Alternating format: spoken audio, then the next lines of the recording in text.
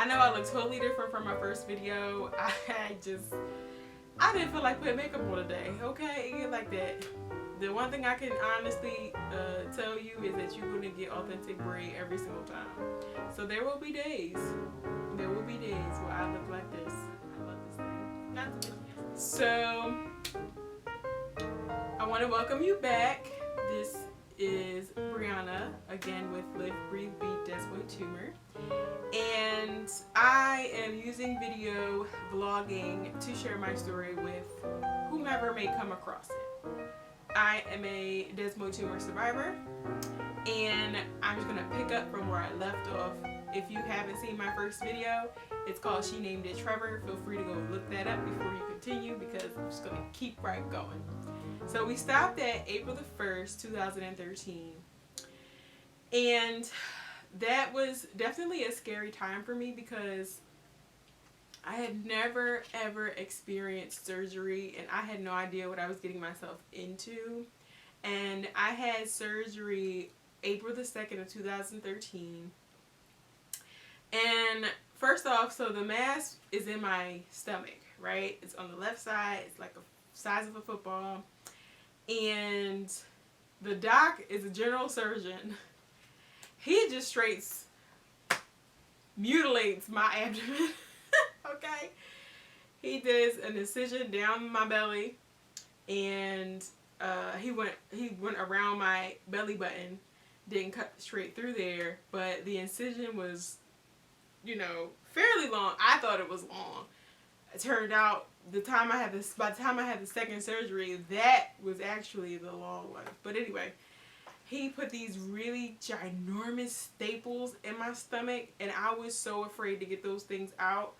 And I think I got the staples out a week after surgery. It was the most horrible experience in the whole wide world. Like, these weren't dainty staples. These were thick, industrial, heavy duty staples that could probably like staple steel. It was bad. And he just came, it was like click, click, click, click, click, and I was like, ah! So I ended up having a few sores left on my stomach from those staples and how he took them out and stuff like that. Otherwise, my stomach healed completely fine. I didn't have any infections or anything like that. I was dubbed part of the zipper club, excuse me. I was dubbed part of the zipper club because when the way my scar healed up, it looked as if I had a zipper on my stomach. So, but yeah, so I had surgery, and thankfully the doctor did not remove the tumor. He did not.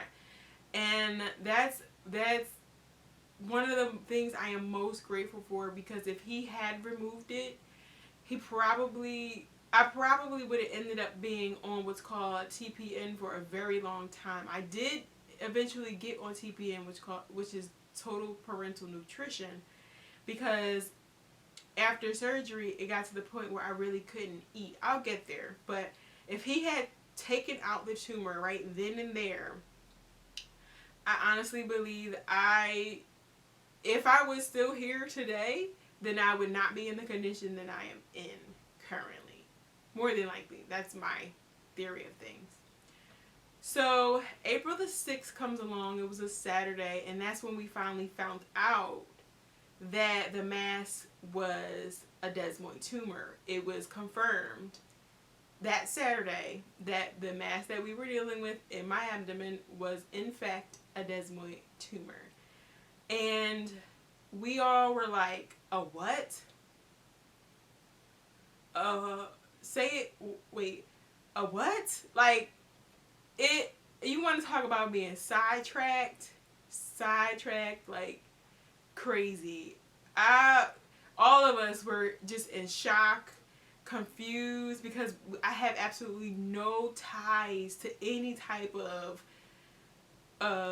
cancers. And at the time, desmoid tumor wasn't really classified as a cancer because it's a benign tumor. So it wasn't officially, back in 2013, it was not officially classified as a type of cancer.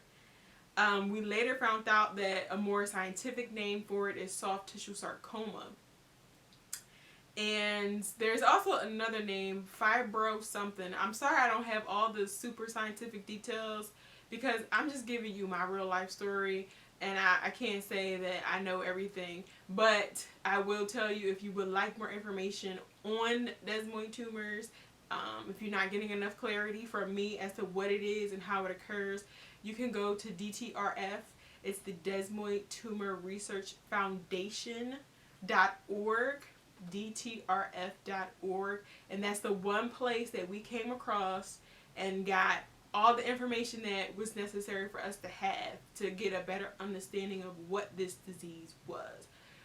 I got to give a great shout out to my aunt because she was the one that really, the minute she got the name of it, she went gung ho. I mean, like, she would call us and text us constantly with this information, that information, you know, these trials, these tests, these theories, these ideas. Like, she really went in 100% to help us try to figure out, understand what it was we were dealing with.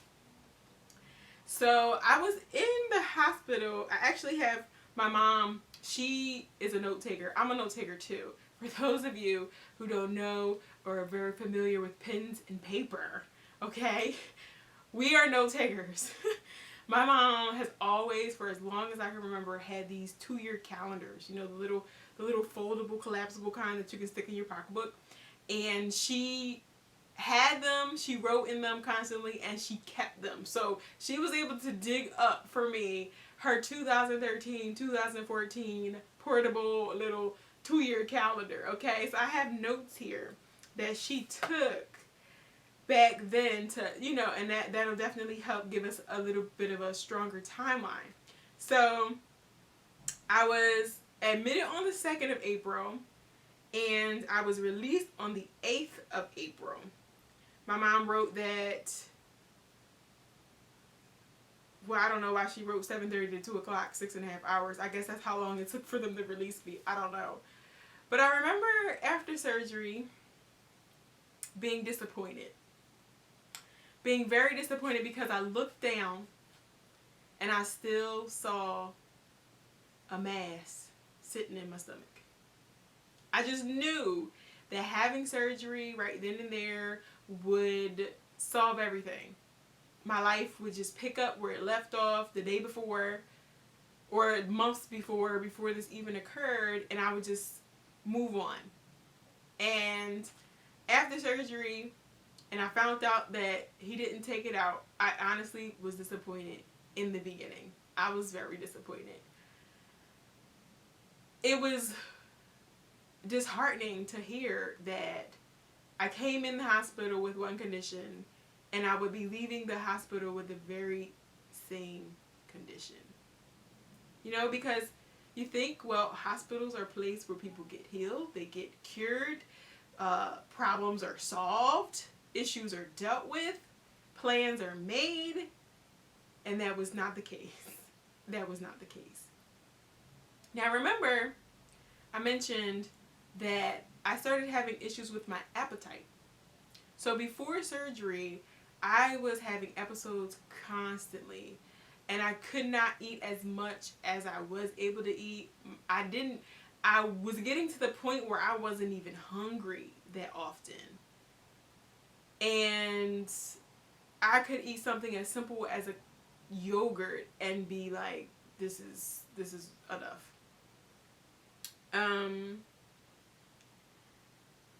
So after surgery, the worst O-meter really started to near towards yellow.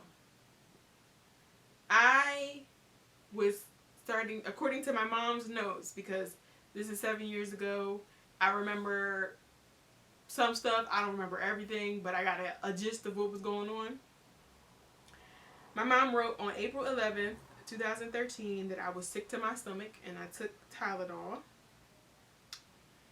And she also wrote that on April the 19th, I was 148 pounds. Now, I'm going to tell you why the weight is important, because prior to all of this happening, I was at least 176. Like, that was my roundabout size. I was in a, for us females who know number sizes, I was between a 12 and a 14 at the time, like nearing closer to the 14.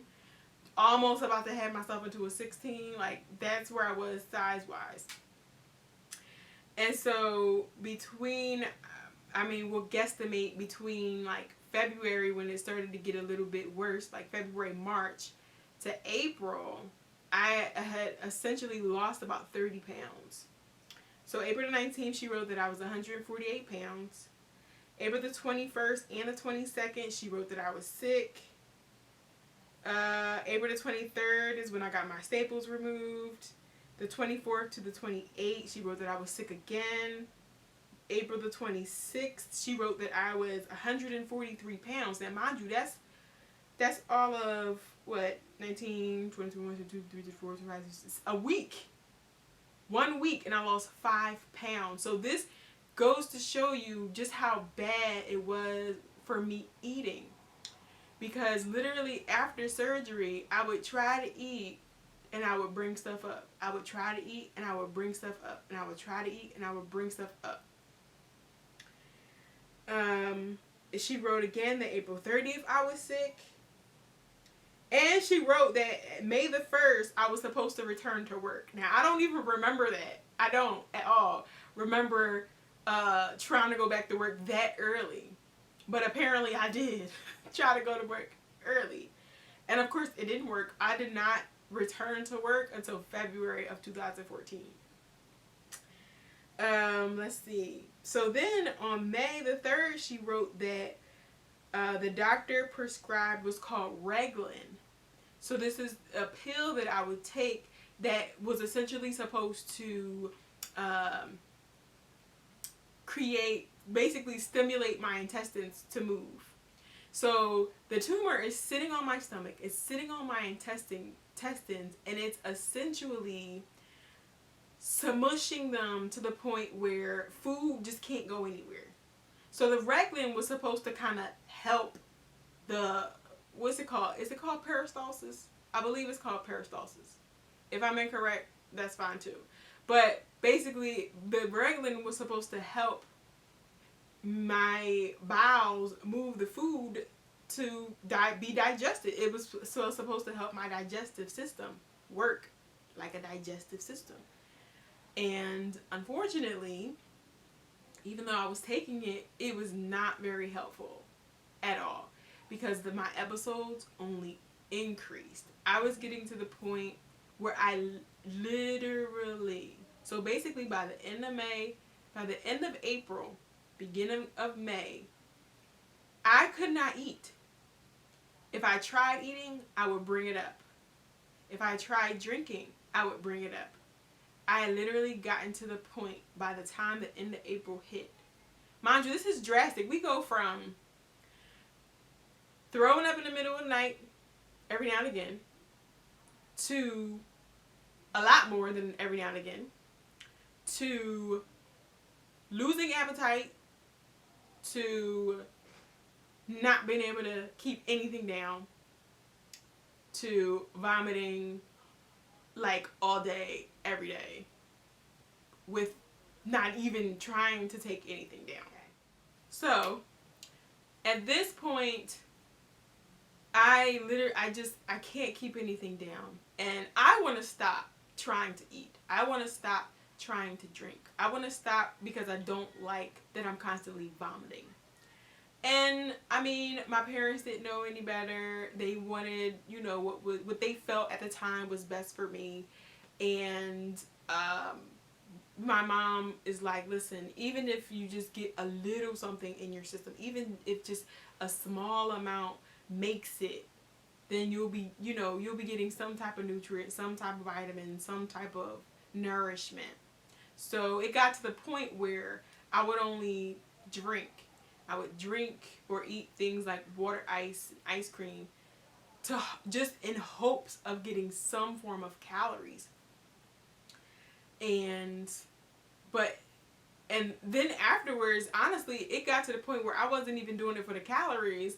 It was for the sake of not enjoying heaving and hawing, you know, and what's the word? It got to the point where I would be drinking solely to make vomiting more tolerable. Because by the time I got to the point where I couldn't really eat food anymore, I was just bringing up bile and stomach fluid. And for those of you that have vomited, I'm sure we have all at some point vomited for some reason. You know that there's nothing more disgusting tasting than bile and stomach acid.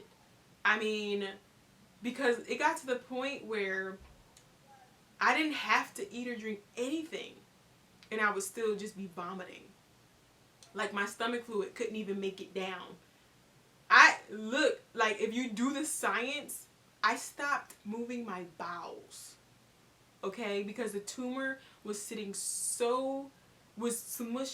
and suffocating my bowels so to the point absolutely nothing was making it through. I was able to urinate, nowhere near as much as before. I would urinate a little bit, enough to be urinating, but I stopped moving my bowels. So, I mean, it got to the point where it got bad, y'all. It got bad. Like I said, I have pictures and things of that sort, and we will definitely get to those. Lake and all basically told me, like, listen, our specialty is not cancer, so we're going to have to recommend you to a cancer center. And so they recommended me, they were working on getting me into Fox Chase Cancer Center. Now, I told y'all that I'm going to lose track of all the miracles that take place because there are so many of them. I remember, I did not have insurance. I did not have health insurance. I didn't have it.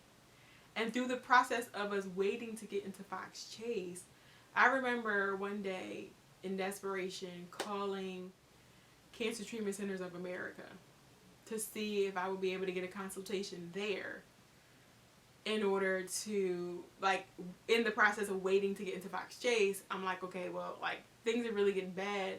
If I need to be into a cancer center, I need to get into one, like, quick. And I remember calling the scheduling department, and the guy got my name, you know, I guess he got other types of information, like date of birth and address and that sort of stuff. Then he came down to the $1 million question. He said, do you have insurance? I said, no, I don't have insurance at the moment. He's like, oh, I'm sorry, then we won't be able to take you. I'm like, sir, I'm literally, like, dying here of malnourishment. I need care immediately. And you mean to tell me that you can't even see me? Can't even consult and give me a second opinion because I don't have insurance?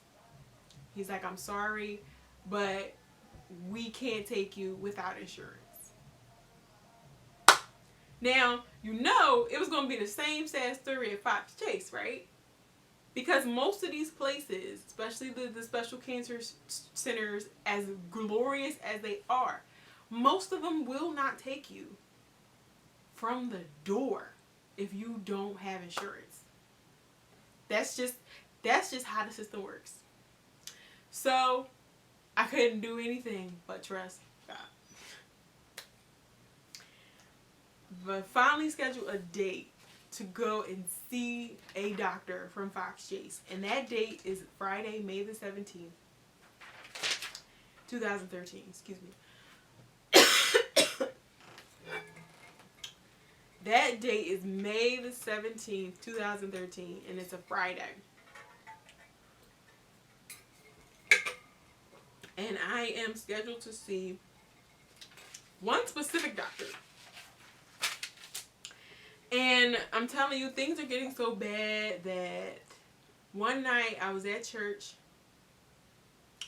One night I was at church. It was a Thursday night, and um, I began to get very weak, very lethargic, very tired. I didn't move fast. I moved very slow. I was just, slowing down. I mean, imagine you go weeks on end and all you're doing is vomiting and you can't eat and you can't drink. Like, you're going to lose quite a bit of energy. And uh, my apostle prayed for me. And I went to go sit down waiting for us to leave to go home. And all of a sudden, I get these really bad tingling in my fingers. And I'm sitting here trying to shake it off, shake it off. I'm like, I don't know what's going on right now. And it's not going away. I'm like, what is this? Then it got to the point, my hands literally began to turn in. And I couldn't pull them open. I could not open my hands. My muscles and my hands started to spasm. To the point my hands are literally like this. And there are people trying, everybody's surrounding me. Everybody is praying. And there are people, my grandmother and my dad are literally sitting here trying to pry my hands open. And I am sitting there in tears and pain. I had never felt muscle spasms like that in my hands before. I literally could not open up my hands. And so they took me back to Lincoln Hall because we didn't have anywhere else to go. And I was still waiting to get cleared to go to Fox Chase to be seen. So we went to Lincoln Hall. Turns out my potassium was like super, super low. Super low. And that was why my muscles started to spasm like that. And I tell you, it was getting bad. It was getting so bad. And I remember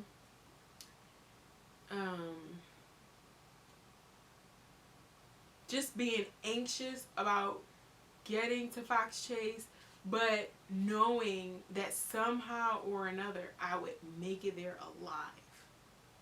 Because truth of the matter was that as every day went on, every day that I could not eat, every day that I could not drink, every day that I would vomit up stomach fluid and bile, every day I was getting weaker and weaker, more sickly, and it was only a matter of time before dehydration, malnourishment was going to cause my life to end.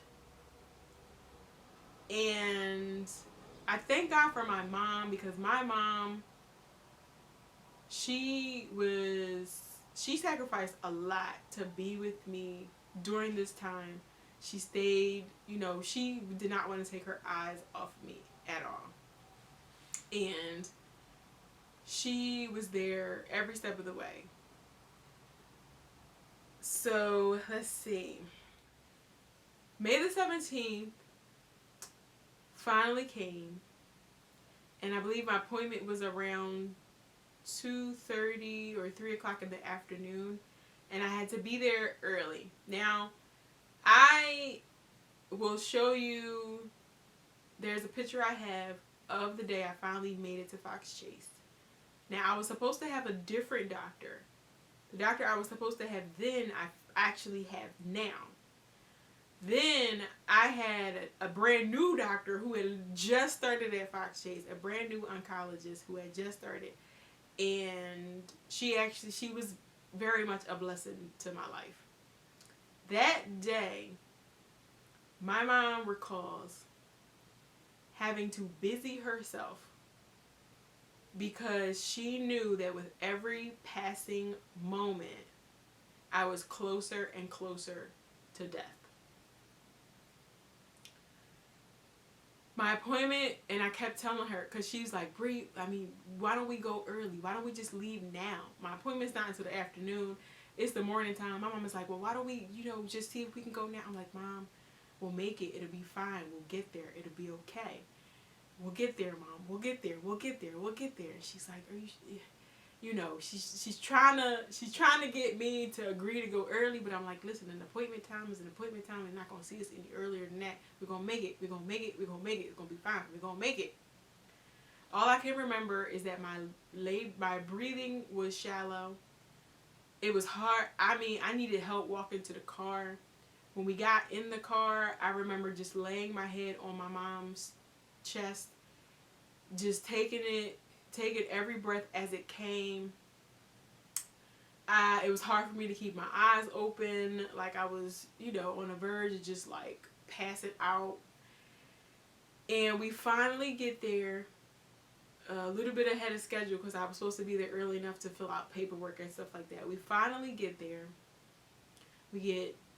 I feel like I have an episode coming on, so we asked for a bathroom, and it turns out that the doctor we passed in the hallway, who couldn't tell us where the bathroom was the doctor that was going to be my doctor for 5 years.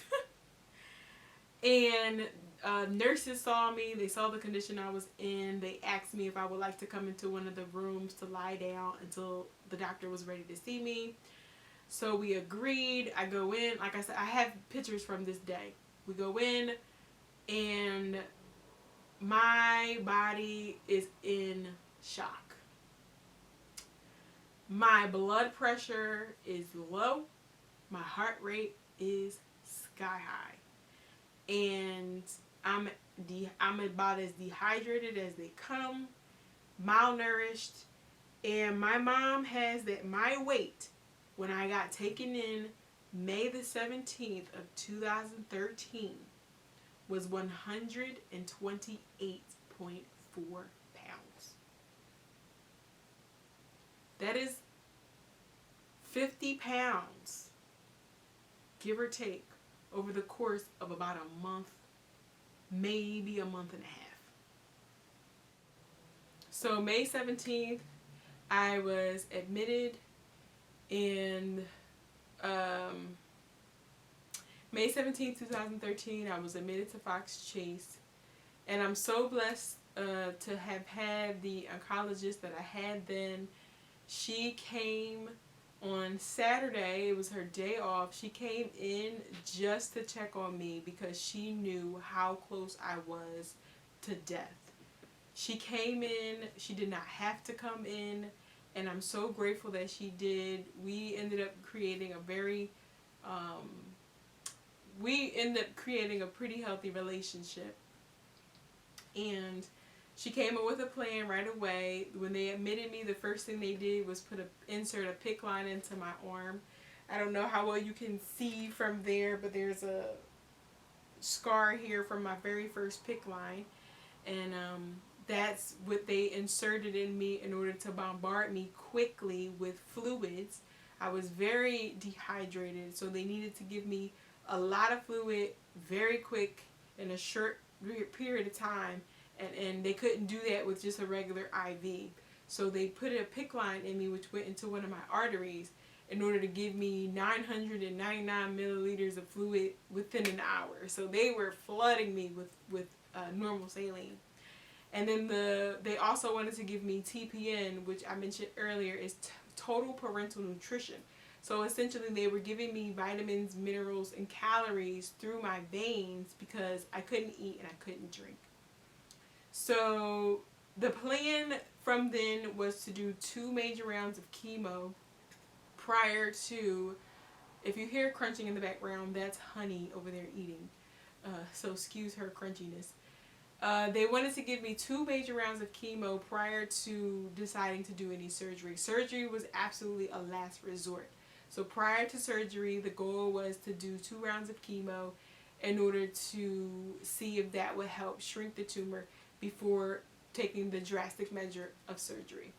So my mom's notes here state that on May the 19th, I started TPN. On May the 20th, I started chemo. It was a 72-hour chemo, so it went for 3 straight days.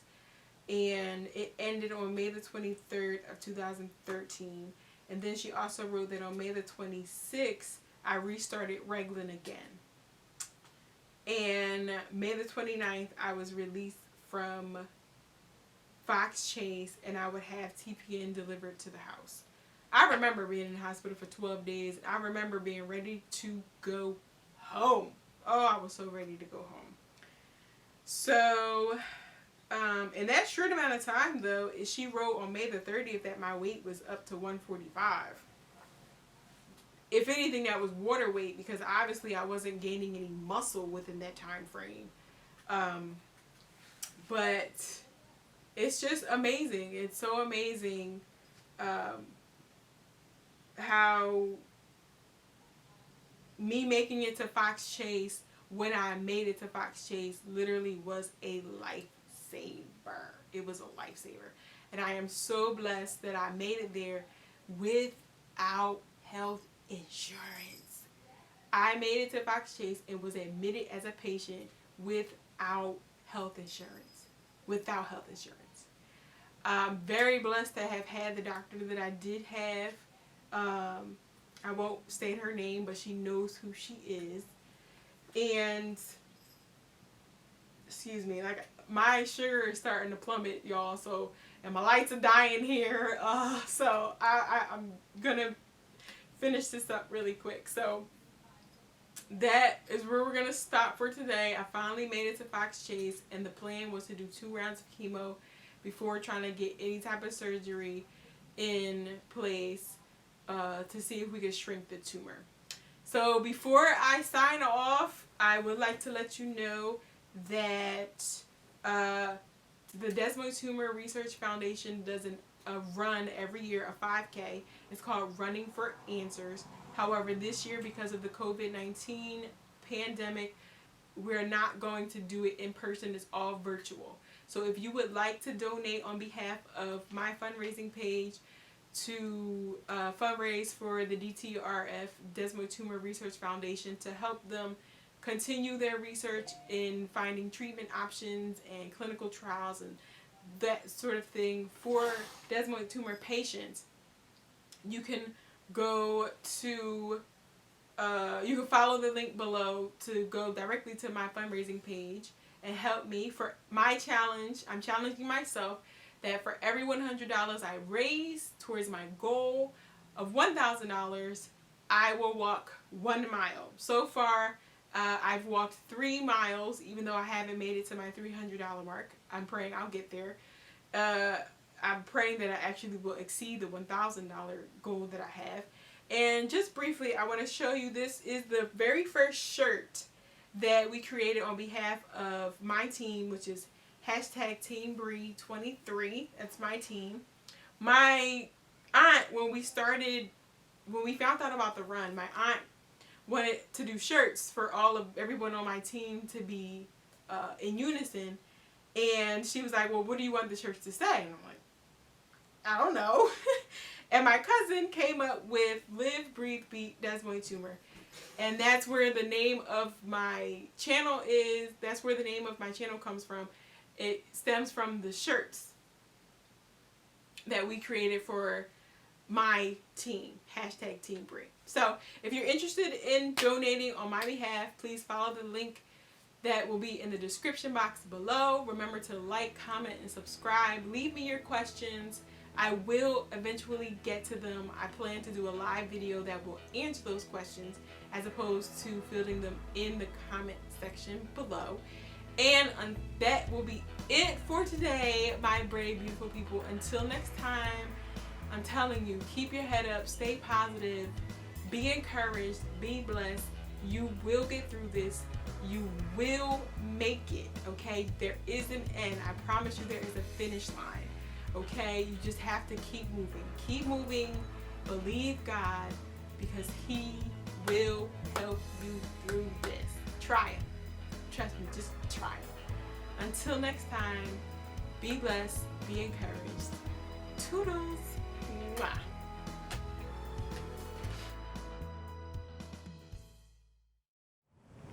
We are officially recording.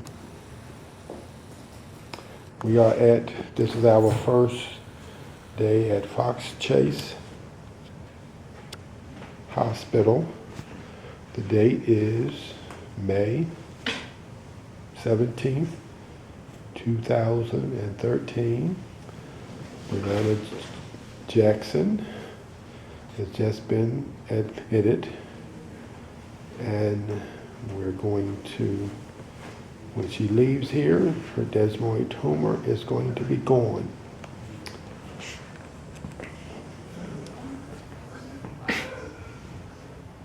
Look at the camera and smile and say, I have the victory.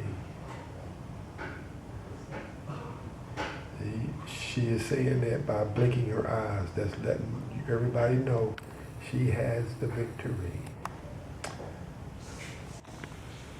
Fox Chase Hospital, Philadelphia, Pennsylvania. We just want to take a few videotapes of this journey that we know we have the victory. This is her room, which is very nice.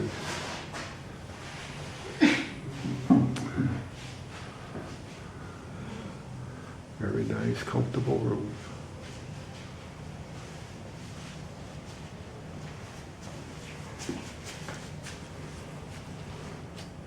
There is Mommy. You can say, there is me.